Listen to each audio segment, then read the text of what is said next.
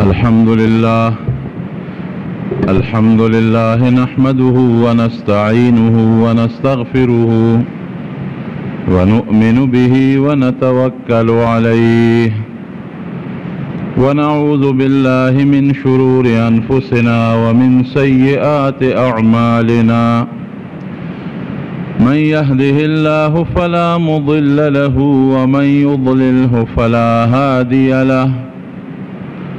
ونشهد أن لا إله إلا الله وحده لا شريك له ونشهد أن سيدنا وحبيبنا وشفيعنا وسندنا ورحمتنا ومولانا محمدا عبده ورسوله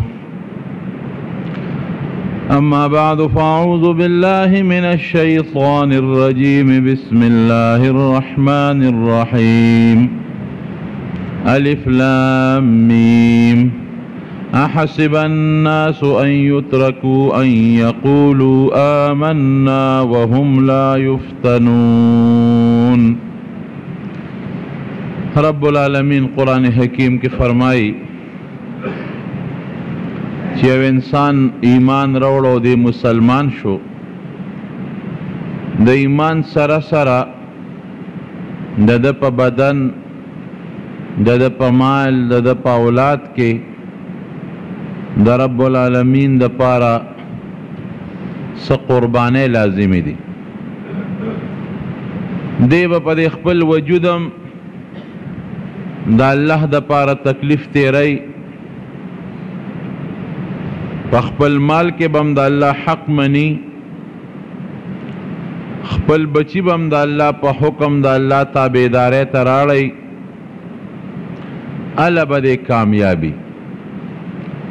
او که دی وایي چې یوازې کلمه ویم په دې به زه کامیابي حاصلوم، مقصد ته به رسم، او بل به زه څه په مال کې یا په بدن کې د الله دپاره قرباني ورنکم، نو دی په غلطه دی. احسب الناس ان یترکوا ان یقولوا آمنا، د خلقو دا خیال دی چې بس مونږ ایمان راوړو وهم لا یفتنون، او د دې ایمان سره سره به زمونږ په بدن یا زمونږ په مال سه امتحان را نشي او مونږ به کامیاب شو. وی دا سوچ د خلکو غلط دی. خود د نبی کریم صلی الله علیه وسلم په مبارک وجود او د هغه په صحابه او په مبارک وجودونو چې د دغې اسلام او د دغې ایمان د پاره کم تکلیفونه تیر شوي دي، هغه مبارکو نیازبین وجودونو، الله ته خوښ خلکو چې هغوی دا تکلیفونه برداشت کړي دي، موږ به څوک یو چې موږ به هغه برداشت نه کړو. دې زمانه کې په مسلمان یو لوی تکلیف شروع دی، تاسو محسوسوئ به په افغانستان کې، په عراق کې، په کشمیر کې، په چیچنیا کې، په فلسطین کې، ځای په ځای. نو د بعض انسان لکه دا راشي چې یاره دا مسلمان خو الله ته خوښ دی، دا ولې دا تکلیفونه پرې راځي؟ نو دا تکلیف په مسلمان د کافر د طرف نه راتلل، دا د دې خبرې دلیل نه دی چې دا مسلمان د الله خوښ نه دی. یعنې د حضرت بلال رضی الله عنه تکلیفونه ځان ته را مخکې کې. حضرت بلال رضی الله عنه په وجود څومره تکلیفونه تیر شوي دي. دی اوم مسلمانو شپږ کسه د ده نه مخکې او په اوم نمبر مسلمانو، یعنی هغه وخت کې د مکې مکرمې د مسلمانانو تعداد اوو، شپږ کسه نورو یو وسره حضرت بلال رضی الله عنه. په مخ د ځمکه مسلمانی په دغه اوو کسانو کې وه، او اوم نمبر پکې حضرت بلالو، او دی غلام دی. ګورې په مکه مکرمه کې یو لوی سردار دی امیه، د هغه غلام رهی د بل وطن مسافر، تر دې حده پورې چې پیدا شوی په مکه کې دی، خو مورې وینځه ده پلار یې مریی دی او د حبشې سره تعلق لري د حبشې خلک اوس هم تک تور تور وي او لوړ دنګ خلک یې په دې حج کې مکه مکرمه کې مدینه منوره کې به تاسو لیدلي مکمل تور وجودونه لوړ دنګ د حضرت بلال رضی الله عنه وجودم تاریخ چې لیکن هم دا لیکي چې لوړ دنګ سړی و د رنګ نه تور و ویښتې ښه ګلګوچي و او غټ نو سرب نو نری وجود و د امیه غلام نو چې کله د ایمان راوړه او نبی علیہ السلام یې ومنه او بیا نبی علیہ السلام مبارک ورته دا تعلیم ورکړه چې الله یو د شریک نه لري د هغې اعلان یې وکړ نو د خپل مولا امیه کېنو وی تام د دې پیغمبر مرسته وکړه ویو زمونږ خدایان دې پرېښودل ویو بلکل مې پرېښودل ته چه عبادت کې وی دا هغه واحد ذات چې هغه شریک نه لري زمام خالق دی د ځمکې اسمانونو د کائنات هم خالق دی او دا کم بوتان چې تاسو د کمو کاڼو نه جوړ کړي د دغې کاڼو خالق هم دغه رب العالمین دی د ژوند او د مرګ مالک دی د روغې او د رنځورې مالک دی ژوند مرګ روغه بیماری تکلیف دا تکلیف لرکول دا د هغې ذات چې کم ذات دا ارسه ټوله دنیا پیدا کړې ده هغه یو ذات باندې زما ایمان دی او هغه یو الله منم د هغه نه ما سوا بل خدای بل الله نه منم بل معبود نه منم هلکه ټینګ به نشې ګورئ بس صبر سوچي نو دی به بوته صاحب او د مکې مکرمې په کوڅو کې به ورپسې ماشومان لګیا کړل هغې ماشومانو په چوکو به وو او زغلو به واړه به ورپسې و چا په کاڼو به ویشته چا به په چوکو وو تاسو اندازه ولګوئ چې یو مشر سړی وي او ماشومان ورپسې الاګانې وباسي او په چوکو یې وی په لختو یې وی په کاڼو یې وی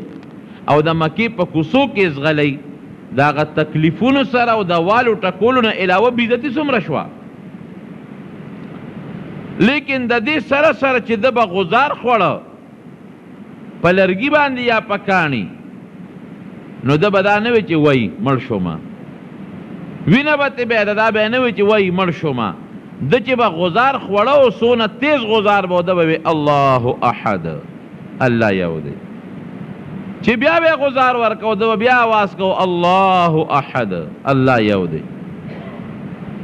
نو بیا به د مکې مکرمې نه بار وویسته او په شګو به یې سملو او غټ د غټې غټې تیږې ګټې دا به په دې سینه د پاسه والا کېښودې ګرمې تیږې ګرمې د مکې مکرمې د نور او د هغې د تو نه دی الله وساته هوی یخه ده سوری یخ دی خو نور یې دومره ګرم دی چې نور ته سړی ودرېدی نشي په هغه نور به په ګرمو شګو سملو په سینه به ولا ګټې کېښودې او د خلکو به تماشه کوله دی غریب به بېهوشه شو نو چې پته به ولګی چې دی خو اوس مري نو زر به یې ته ګټې لرې کړې اوبه مو به پې واچولې راپا به یې څه تر دې حده پورې پکې لاسونو کې به وله پړي واچول او ماشومانو ته به یې راکاږې په دې ځمکو باندې لیکن سره د دې نه هغه د دې خپلې ژبې د دې خولې نه د الله نوم ګورې نه دی لرې کړی قرآن حکیم کې رب العالمین فرمایي یو لوی آیات دی که یو سړی مجبوره شي الا من اکره وقلبه مطمئن بالایمان مجبوره شي یو سړی یو کافر وجني تکلیف ولا ورکوي نو که دی د هغه کافر نه ځان خلاصوي او په دې ژبه د کفر کلمه ووایي یره پړه کې مسلماني وي دا خیر دی زمونږ د علماو ته رخصت وایي خیر دی کافر مخکې که د کفر خبره دی اوکړه ته ترې بچ کې ځان ته خلاصی بېعزته کوي دی وهي دی وجنې دی خو چې پړه کې د ایمان پروت یړنی نو باسې د هغه نه ظاهري ځان ساتي خیر دی لیکن بل طرف ته که یو سړی وایي چې نه د خولې نه هم کفر نو باسم ما د ملکي زما رې بېعزتي وکړي دې ته عظیمت وایي دا بیا ډېره اوچته مرتبه ده هغه وی خیر دی هېڅ پروا نشته دا دې وخت کې ماله جایز دي چې د په دې خولې د کافرانو خبر وکړم او پړه کې مې ایمان دی لیکن داسې نه کوم پاغه بهتر سوچ عمل کوما صفا به آواز کو لا اله الا الله اشهد ان لا اله الا الله واشهد ان محمدا عبده ورسوله الله احد الله احد الله احد الله یو دی الله شریک نه لري وهبه ماشومان به ورپسې کړل زه ورپسې لاګانې وباسه دومره تکلیفونه په مخ د ځمکه چې په دې لومبي وخت حضرت بلال رضی الله عنه ته به میلاوېدل دا چاته هم نه دي میلاو شوي اوس به ته څه وې ته به بلال جوړ د خدای نه دی خوښه ولې د کافرانو د لاسه ولا الله عذاب ورکوي دا ولې بلال ته د کافرو د لاسه عذاب میلاویږي دا خو دنیا د امتحان ځای دی کله به دې په وجود تکلیف راځي کله به دې په مال تکلیف راځي کله به دې په بچو تکلیف راځي کله به دې په ځمکه راځي کله به دې په کور راځي کله به دې په جایداد راځي دا خو د انسان مقصد نه دی ورپسې خیرت به دې بیا د کامیابی وي نو نن هم که په چا تکلیف دی په افغانستان کې په عراق کې په چیچنیا کې په بوسنیا کې په نورو ملکونو کې دا د حضرت بلال د عبرت واقع ځان ته رامخکې کړي حضرت نبی علیه السلام څومره نږدې صحابي دومره نږدې حضرت ابوبکر صدیق رضی الله عنه یو ځل په لاره باندې ته او د مکې مشرکانو دې راګیر کړی بلال او وهي او ټکی او راکاږي او کله په سینه په دې طرف راواړي په دې شا ولا تیږي کېدی او ټوپونه پې وایي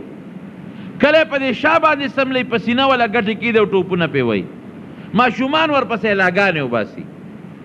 حضرت ابوبکر صدیق رضی الله عنه د مکې سردارانو کې سردارو ورنږدې شو امیه ته وی دا ستا غلام دی ویو یاره مهرباني وکړه دا په ما ولې وهې وی ده زمونږ د پلار نیکه دین پرېښی دی وی څه چلو شو د خپل دین دی که نه وی نه نه یې پرېږدو سزا به وله ورکو وی خرڅی نه چې دې د نه په بیه والم وی ډېره ښه ده هغه وی راشه ځان ته خلاص کا هر وخت یې مونږ وو خلک یې وو او ټول اوس خپل منځونه کوي زما کار روزګار نه کوي زه پې څه کوم په څو خرڅی امیه ورته ډېر لوی قیمت ووی چې ابوبکر به په دومره غټ قیمت والي که به یې وانلي وی په دومره پیسو یې خرڅی وی یو وی راکه لاس جوړه شوه پیسې یې راوړې امیه ته یې وسپارلې او بلال ته وی راځه راځه دې که ځان سره یې راوست چې دې واغېشته او ځان ته یې کور ته راوسته نو حضرت بلال ورته څه وی ها نبی علیه السلام ته خبر شو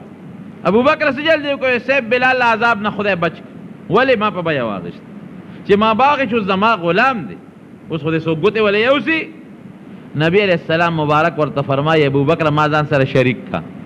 لږې پیسې به زه درکمه نو دا بلال به زما ستا په شریکه غلام شي ما ځان سره شریک کا پکې وی نه د الله رسوله په بلال کې څوک نه شریکوم نو چې دې راوست نو بلال رضی الله عنه ورته کېناست وی ابوبکره که زه د خپل ځان د خدمت دپاره اغېشتم خو ډېره ښه خبره ده ستا خدمت به کوم او که زه د الله دپاره اغېشتم نو ما خدای پرېږده چې د الله عبادت وکړم پرې مې د خپل الله ته چې د خپل رب عبادت وکړم وی بلاله ما ځان له نه اغېشتې ما الله له اغېشتې زما د خدای دپاره آزاد کړې حضرت عمر فاروق رضی الله عنه به فرمایل وی ابوبکر سیدنا واعتق سیدنا ابوبکر زمونږ سردار دی او زمونږ سردار یې آزاد کړی دی ګوره بلال ته به سردار وی اعتق سیدنا زمونږ سردار بلال یې آزاد کړی دی وی ځه الله دپاره ما آزاد کړی وی ډېره ښه ده زه پیشه زما رب پیشه او زما د رب عبادت پیشه د نبی کریم صلی الله علیه وسلم سره 24 घंटे به موجود 24 घंटे جدا کېده به ترې نه هجرت د مدینې منورې چې کله نبی کریم صلی الله علیه وسلم وکړ نو په دویمه هجره کې پیغمبر علیه السلام د ملګرو سره مشوره وکړه چې یاره د مانځه دپاره به څه کوو دا بانک لا نو مقرر څه به کوو صحابه یې راغونډ کړل چا وی صاحب اور به بلو نو چې لوګي یې به راوخیږي او خلک یې وویني نو مانځله به راځي د مانځه په وخت کې به اور بلو وی نه دا خو د مجوسو کار دی اورونه خو د عبادت دپاره مجوسیان بلی بل چا پکې دا تجویز ورکړه چې ټلی به ټنګو چې کله د مانځه وخت شي وی دا خو د عیسایانو کار دی بل چا دا تجویز ورکړه چې شپېلی به وو یو ښکر کې به پوکې وباسو هغه ښکر چې مونږ او شپېلی وو خلک به مانځله راغونډېږي وی دا خو د یهودو کار دی بل چا پکې تجویز ورکه وی صاحب یو اواز به کوو الصلاة جامعه د مانځه وخت د خدای مو به که مانځله راځئ دا ماسخوتن د مانځه نه پس دا میټینګ و فیصله په دغه وشوه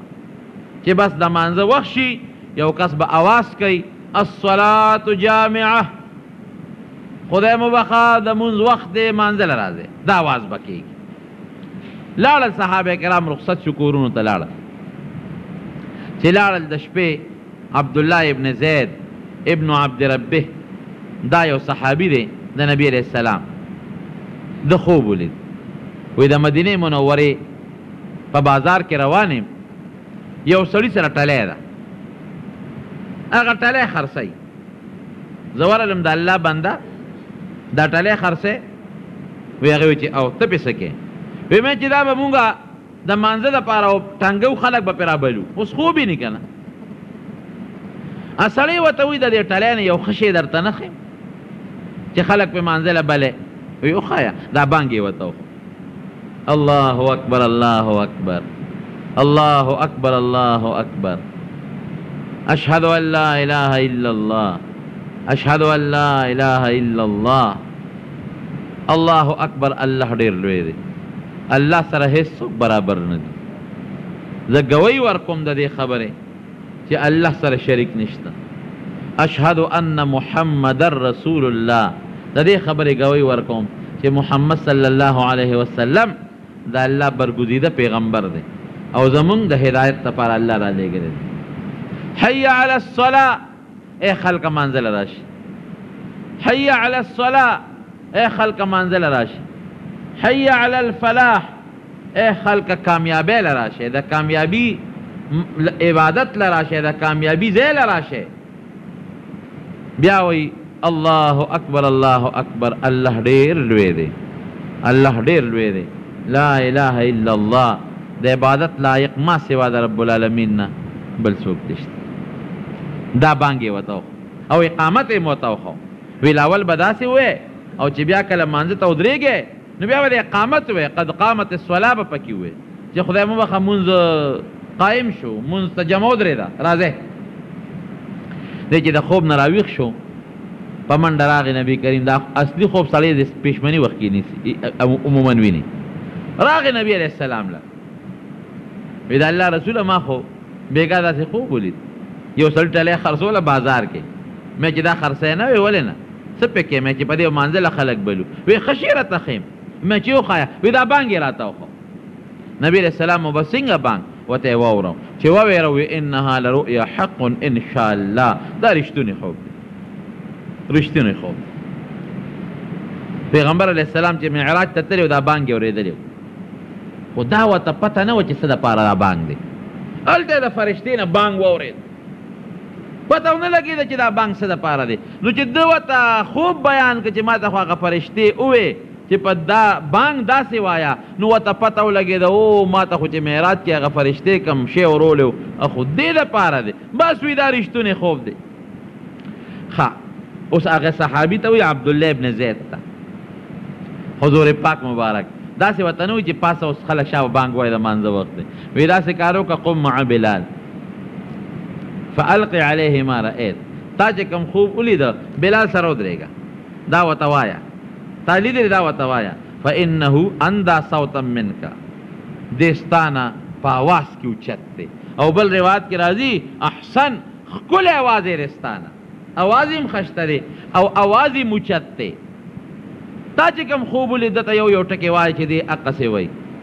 نو ړومبې بانګ د ټولو نه مخکې چې کله بانګ مقرر شو د نبی علیہ السلام په جومات کې حضرت بلال رضی الله عنه شروع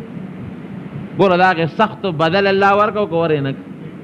د هغې تکلیفونو بدل ولا رب العالمین ورکړو الله د چا تکلیف د چا محنت ګورې ضایع نه ګرځوي زما چې څوک خدمت وکړي چرته به یم زه کوشش به کوم چې بدل خو خلاص کړم نو الله به سیږنه مسلمان او بیا د هغه انسان چې د الله لپاره په بلال چې سخت تیرېدی خو د الله لپاره پې تیرېدی که نو الله به څنګه بدل پرېږدي الله تا ته وایي بدل خلاصوه تا ته وایي چې څوک د سره خو کې ښېګړه ورسره کوه نو چې د رب العالمین سره څوک خو کې د الله د دین سره څوک خو کې نو الله پاک به د هغې بدل خلاصوي او که به یې نه خلاصوي څونه بهترین بدل یې وله ورکړه نو بس صاحب دی ودرېده حضرت بلال یعنې عقل خو دا وایي چې کوم صحابي خوب لیدی دی پکار چې بانګ هغه ووایي زه پرېږده دا ړومبې خو دې ووایي که نه بیا به بلال دویم بانګ ووایي وروسته به بلال مقرر شي نه اوس الله ولا هغه بدل خلاصوي بلاله سختۍ یې تېرې کړي دي داسې سختۍ یې تېرې کړي دي چې داسې قرباني چام نه ده ورکړې اوس داسې ثوابونه در کوم چې دا به چاته هم حاصل نه شي څنګه ګوره د پیغمبر علیه السلام په ټوله زندګۍ کې بانګونه د ویلي دي نو چې بانګ یو سړی ووایي او د دې سړي په بانګ 100 کسه راشي مانځله 200 کسه راشي 100 کسه راشي د هغه 100 چې د مانځه څومره ثواب کېږي دومره د بانګي کېږي وایه که نو ثواب پکې شته که نشته پکې بانګ یو سړی وی الله اکبر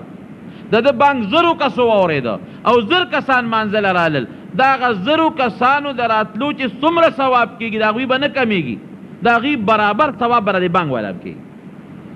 نو د نبی علیه السلام په زمانه کې چې صحابه د بلال په بانګ راتلل جومات ته د هغې صحابو چې د مانځه څومره اجرونه ثوابونه کېدل د هغې برابر د حضرت بلال کېدل دا خو زم چې د دنیا کمپیوټر به هم دغه د بلال دا نیکۍ صرف د دې بانګ دا نیکۍ به ونه شمېري که نه به شماري وایه که نه رښتیا نو په زرګاو صحابه کرام دي او یو مونځ نه دي 5 مونځونه دي او ده به بانګونه وی چې ده بانګ وی د دومره اجر او دومره لوی ثواب نو عقل دا وی ځکه لکه طالبانو ته ووایم عقل دا وی چې یاره نبی علیه السلام خو هغه چې چا خوب لیدی یو بانګ خو یې په هغه ویلی وي یو 2 خو یې پې ویلی وي نو بیا به بلال ته ویې ته وایه لیکن عقل د رب العالمین د علم په مقابله کې هېڅ شی نه دی زمونږ عقل څه عقل دی عقل دلته دا وایي چې نه هغه خوب ولیده هغه له به الله اجر ورکړي لیکن بلال قرباني کړې ده دا ټول اجر او ثواب دا دا خو کارنامه ده لکه لومبې بانګ چا ووایي لومبې چې ده بانګ لازم شوی دی یعنی بانګ مقرر شوی دی لومبې چا ووایي حضرت بلال وایي چې بانګ یې شروع کو دله خو الله آواز عجیبه آواز ورکړی ناشنا آواز و حضرت عمر فاروق رضی الله عنه ځان په صدر راکاږي په منډه منډه را روان دی چې راغې نبي رس تپوس وکړه څه چلو شو وی دا چل شوی دی خوب لیدلی شوی دی وی قسم په الله چې ما هم داسې خوب اوس ولیده 14 صحابه کرامو 14 په دغه شپه دقه یو شان خوب لیدلی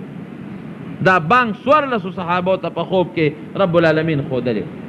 او نبی کریم صلی الله علیه وسلم تصدیق وکړو نو د مکې مکرمې مؤذن مقرر شو حضرت بلال ته به بانګ وي بانګونه به وي که په سفر به نبی علیه السلام ته هلته به بانګ وي یو ځل پیغمبر علیه السلام په یو سفر تللی چې کله واپس راتلله نو نبی علیه السلام مبارک په دې اخیري شپه کې به خوب کو بیا په سفر کې ستړي شو د شپې سفر وکړو چې سبا ته لږ وخت پاتې شو یو ځای کې خیمې خښې کړې قافلې ودروله یاره وي څوک به زمونږ څوکۍ وکړي د مانځه لپاره یو کس به ویښي سبا ته به ګوري چې سبا راوخیږي چې مونږ پاسئ چې مونږ مونځ وکړو ولې مونږ ستړي یو هسې نه که ټول وده شو نو را باندې نور راونه خیږي حضرت بلال وایي زه به صیب دا وکړم تاسو ټول وده شئ چونکې بانګ خو هغه وی زه به ستاسو څوکۍ کوم او چې کله سبا راوخیږي زه به بانګ ویم تاسو وپاسوم ډېره ښه صحابه ټول وده شو نبي علیه السلام مبارک هم وده شو بلال راغی اودسې وکړه په مانځه ودرېده زه خو ویښېږم تر سبا پورې نو هغې پورې به مونځ خپل کومه که سملاستم خوب به راشي مونځ یې کو خو چې سبا ته داسې یو 15 منټه ټیم تقریبا به ورسره ګړی هغه وخت کې وی نه لږ وخت پاتې شو نو دی راغی او دا خپلې کجاوې ته ډډه وواله او مخامخ سبا ته ګوري چې بس اوس به سبا راوخیږي مونځ مې وکړ نفل نو زه به نبي علیه السلام سره د ملګرو پاسو ډډه یې داسې وایي د خوب والا خدای وروست اوده شو چې اوده شو صاحبه سبا راوخته وخت د مانځه تېر شو صحابه هم اوده دي نبي علیه السلام هم اوده دی بلال هم اوده شوی دی نور راوخت چې نور راوخت د ټولو نه مخکې پیغمبر علیه السلام بیدار شو چې بیدار شو الله اکبر یا بلال ای بلال دا دې څوک کړل مونږ سره ته دې خوا راشه لبیک وسعدیک د الله رسوله حاضر یم تا دې را سره څه لوبه وکړه تا ته ما نه وي چې ته به ویښ یې مونږ به مانځه له پاسې نو ته موده شوې ګوره مونږ باندې سبا نور را باندې راوخته او ورته څه وایي اخو مو خيار دی که نه وی اخذ بنفسي الذي اخذ بنفسك دا الله رسوله خو چې چا تاله خوب دروستې وغې ذات مالم خوب راوسته که نه عجیبه جواب دی که کم ذات چې تو ده کړی وې هغې ذات زه موده کړم نو دغه دی دا ډډه مې واله سبا ته مې کتل خوب راغی وی ښه ده ټیک ده دې کې هم د الله یو حکمت و دا یو مونځ د پیغمبر علیه السلام نه الله قصدن قضا کو چې امت خو چل زده کي که نه قضا مونځ به څنګه کې یا که سبا د یو امتي نه مونځ قضا شي چې اړه خو نه خوري یاره زه اوده پاتې شو مونځ قضا شو اړه به نه خورم زه د نبي علیه السلام نه هم داسې شوی دا بعضې حکمونه رب العالمین د پیغمبر علیه السلام نه صادرول قصدن وی داسې کار کوو یو خو دلته شیطان غلبه ده دې ځای کې ګوره مونږ د خوب راوست او بل دا چې د انور راخیږي دا وخت مکروه وخت دی ځای چې له دې ځای نه بار دانو بس دا هغه ځای نه لاړل بل ځای کې پړو واچو بلال ته بانګ وایه بانګ یې ووایي اقامت یې وکړو مونځ یې نو پیغمبر علیه السلام سره یوازې په مدینه منوره کې نه ګورې په هر ځای کې به بلال لګیا او خپل بانګ به وي د مکې مکرمې سفر دی مکه مکرمه چې کله په 8 هجري کې فتح شوه حضرت بلال ورسره دی کوټې به ترې ګورې نه جدا کېده چې مکه مکرمه کله فتح شوه 360 بوتان دي دا بیت الله نه غیر چاپېره چې دا کم ځای کې خلک تاویږي مطاف ورته وایي 360 بوتان چې دا کافر به تاوېدل هغه خپلو بوتانو له به یې لاسونه وړل بیت الله کې دنم غټ غټ بوتان ولاړ دي نو چې کله مکه فتح شوه نو نبی کریم صلی الله علیه وسلم سره یو مزیدار چوکه وه یو بوت ته به یې چوکه وړه قوله به را پرېوت بل بوت له به ورغې چوکه به یې ورته وړه قوله به را پرېوت ټول بوتان یې دړې وړې کړل او صحابو ته حکم وکړه دا یو څه مات کې وغورځوئ خو بیت الله پاک کې دنه هم پاک کې او بار هم پاک کې دنه پکې د ابراهیم علیه السلام او د اسماعیل علیه السلام بوتان جوړ کړي هغه هم راوویستل دنه هم پاک شو بار هم پاک شو اوس په بیت الله به اذان به څوک وایي دا په بیت الله کې لومبی اذان دی هدې نه مخکې په بیت الله کې اذان نه دی شوی ځکه د پیغمبر علیه السلام د هجرت نه مخکې خو بانګ لاونه مقرر نو او د هجرت نه پس خو 8 کاله تیر شو خو مکه مکرمه خو د کافرو سره وه بانګ دا لومبي بانګ دی په مکه کې د بیت الله په خوا کې دا به څوک وایي اوس نبی کریم صلی الله علیه وسلم صحابه ته اینه بلال بلال زوش راو شاماله راو بله رابې بله صحابه ورپسې لاړل وی نبی علیه السلام دی غواړي چې راغی پیغمبر علیه السلام ته مخکې ودرېد بلال لبیک دا عادت ته و چې کله به علیه السلام ول آواز ورکړه ته به لبیک وسعدیک د الله رسوله درته حاضر ولاړ او چې څه خدمت رانهلې هغې ته هم حاضر ولاړ وی بانګ به وی ښه د الله رسوله بلکل به وی کم ځای به وی حیث امرتني د الله رسوله چې کم ځای ته حکم کې زه خو غلام یم کوم ځای چې حکم کې بس ما ته حکم کو چې هلته بانګ ویم نو د بیت الله په دې سر د پاسه د بې ضرورت او درېدل مکروه دي بیا ادبي ده که ضرورت وي یو سړی په عبادي کوي یا یو سړی د پاسه پې سیمټ مږي خټه مږي لرګي پرېږدي خو ضرورت دی خو بې ضرورت د بیت الله د پاسه ودرېدل دا منع دي اوس هم د جهاد پابندي ده چې جهاد هم ځي د بیت الله د پاسه به نه تېرېږي اخوا دې خوا به تېرېږي دا غټه بې ادبي ده وی کم ځای به بانګ وی حیث امرتني د الله رسوله چې کم ځای کې ستا حکم ایمان حکم کوه وی داسې وکړه د بیت الله دې سر ته وخېږي او د بیت الله په دې سر دا لومبې بانګ ووایه لومبې بانګ په بیت الله کې چې بوتان مات شو چا ووی بلال رضی الله عنه او کم ځای کې ووی د بیت الله په سر او داسې خشته اواز چې کم اواز د الله اکبر ده ووی نو په مکه مکرمه کې په کورونو کې بعضې کافران پټ شوي وو ځکه چې نبي علیه السلام حمله وکړه په مکه مکرمه بعضې کافران په کورونو کې پټ شو بعضې ښځې په کوټو کې دننه ننوتې ښځې مسلماني خو د هغې خو کفر وکړه د مسلمانۍ سره خو دشمني وه نو بعضې ښځې په کوټو کې دننه پټې شوې چې دا مسلمانان لاړ شي نو موږ به بیا روځو، او بعضې سړي پټ شو په کورونو کې دننه چې دا نبي علیه السلام مسلمانان لاړ شي نو روځو به.